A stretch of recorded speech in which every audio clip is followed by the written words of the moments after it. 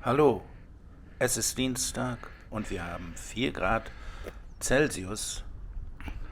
Wir sind hier oben auf der Plassenburg, die hoch über der Stadt thront. Das Kulmbacher Wahrzeichen, die Plassenburg, zählt zu den eindrucksvollsten Renaissance-Schlössern Deutschlands.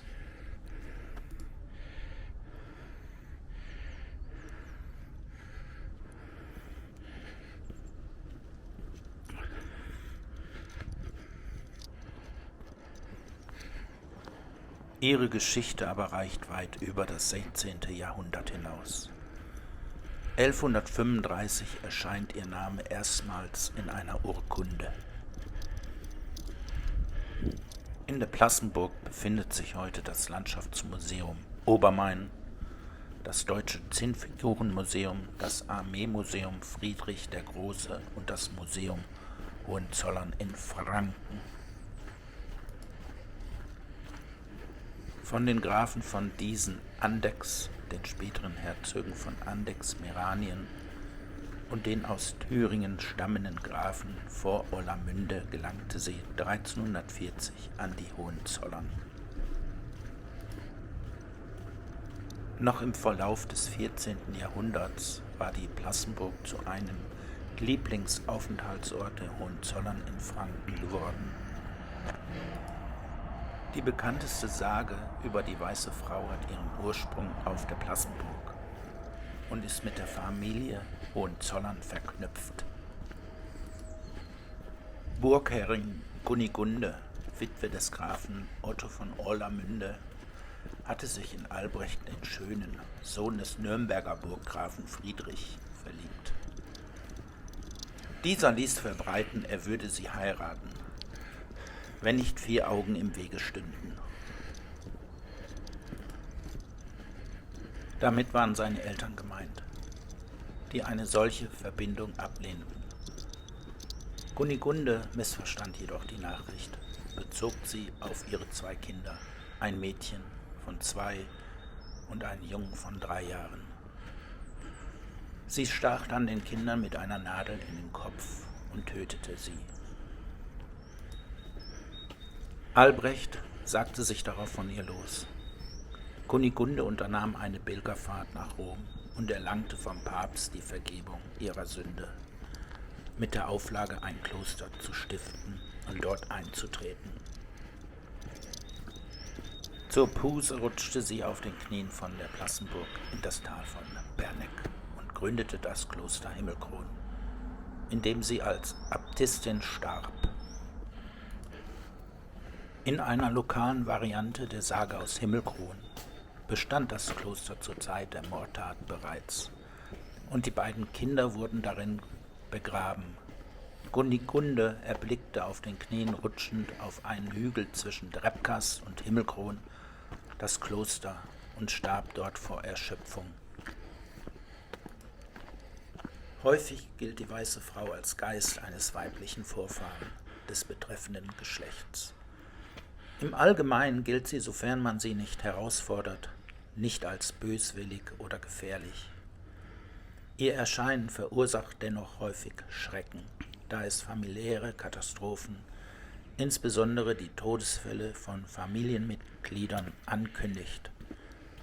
In solchen Fällen erscheint sie manchmal auch in Schwarz gekleidet. Auch habe der Hofadel die Weiße Frau im Jahr 1486 auf der Plassenburg erscheinen lassen, um den Odeller, möglicherweise Markgraf Albrecht Achilles, zum Umzug nach Neustadt an der Aisch zu bewegen. Jedenfalls trat die Weiße Frau auf der Plassenburg erstmals in Erscheinung, um fortan den Hohenzollern kommende Todesfälle und andere bevorstehendes Unglück anzuzeigen. Eine zwar bedenkliche, normalerweise aber nicht gewalttätige Erscheinung. Anders soll es sich der Sage nach allerdings verhalten haben, als der Markgraf Georg Friedrich I., auch er ein Hohenzollern, die Plassenburg nach deren Zerstörung 1554 im Zweiten Markgrafenkrieg und anschließenden Wiederaufbau in Besitz nehmen wollte. Da ließ die weiße Frau sich so weit gehen, mit Ketten zu rasseln, um herumzutoben, Hoffräuleins zu erschrecken und schließlich den Koch und Furier des Markgrafen zu erwürgen, was letzteren veranlasste, die Plassenburg zu verlassen.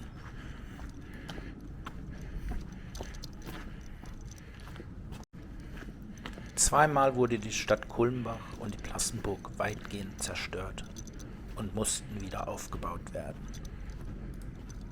1430 durch brandschatzten Hussiten und 1953 während einer Schlacht im Zuge des Bundesstädtischen Krieges. Szenen dieses Kampfes können Besucher des Kulmbacher Zinnsoldatenmuseums bewundern, nachgestellt in Miniaturformat. Die letzte Belagerung der Plassenburg fällt in die Zeit der Auseinandersetzung Preußens gegen Frankreich im Jahr 1806. In der Nacht vom 9.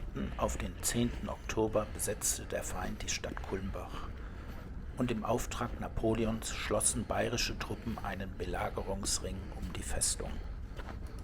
Einen Monat nach der Besetzung Berlins durch die Franzosen und der Flucht König Friedrichs Wilhelms III. Von Preußen nach Königsberg erfolgte am 25. November 1806 auch die Kapitulation der Plassenburg. Danach befahl Napoleon die Schleifung der Festungswerke. Die Gebäude um den Kasernenhof und den Schönhof blieben allerdings vor der Zerstörung verschont. Was nun folgte, war die Räumung der Plassenburg. Die Waffen kamen zum Alteisen oder wurden auf andere bayerische Festungen verteilt. Das Archiv kam nach Bamberg, wo es bis heute einen Grundstock des Staatsarchiv bildet. 1817 zogen Gefangene in die leeren Hallen der Plassenburg ein. Bis 1928 diente es als Strafanstalt und im Ersten Weltkrieg als Kriegsgefangenenlager. Während des Dritten Reichs richtete die NSDAP in der Festung Plassenburg die Reichsschule der deutschen Technik ein und schloss die Stadt an das Autobahnnetzwerk an.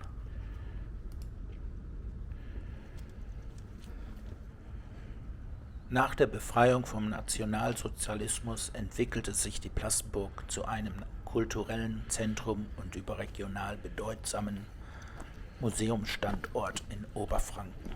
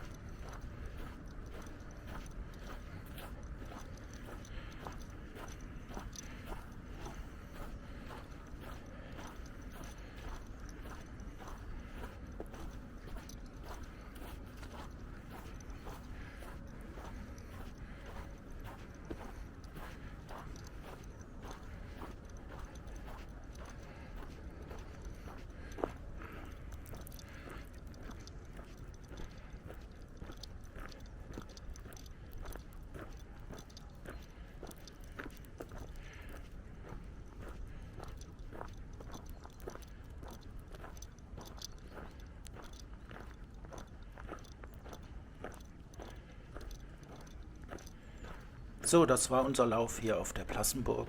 Ich sage danke fürs Zuschauen. Lasst gerne Kommentare da und ein Abo wäre auch nicht schlecht.